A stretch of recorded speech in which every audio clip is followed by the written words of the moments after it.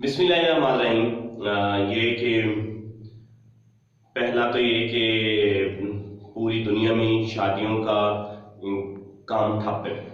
अब खुशी की शादियाँ नहीं बजा सकते, हालात साजगार नहीं। यहाँ तो मरना मुश्किल हुआ पड़ा है।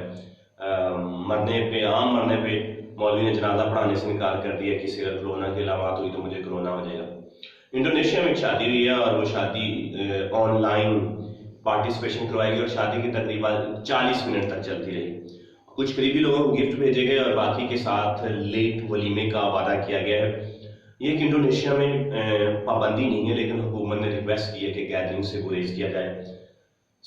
अब लगता है कि आने वाला दिन जो है वो जूम और गूगल कैम के जरिए अब ऑनलाइन शादियां होंगी और तकरीबात वलीमे की पेंडिंग कर दी जाएंगी। दूसरी खबर ये है कि आगा खान यूनिवर्सिटी के स्टूडेंट ने कोरोना चेक के नाम से एक ऐप बनाई है जो उर्दू में मालूमात देती है। आप उसे बेसिक मालूमात देते हैं तो उसकी बुनियाद पे वो आपसे क्वेश्चन करती है। क्वेश्चन के बाद वो आपकी सारी हिस्ट्री पूछती है और उसके बाद वो आपको रिकमेंड करती है कि आपको कोरोना की अलामात हैं तो आप डॉक्टर के पास जाएं और करीबी डॉक्टर कहाँ मैसर है। अगर आपको वो चेक करने के बाद कहती है कि आपको अलामात नहीं, आप घर से आइसोलेशन करें।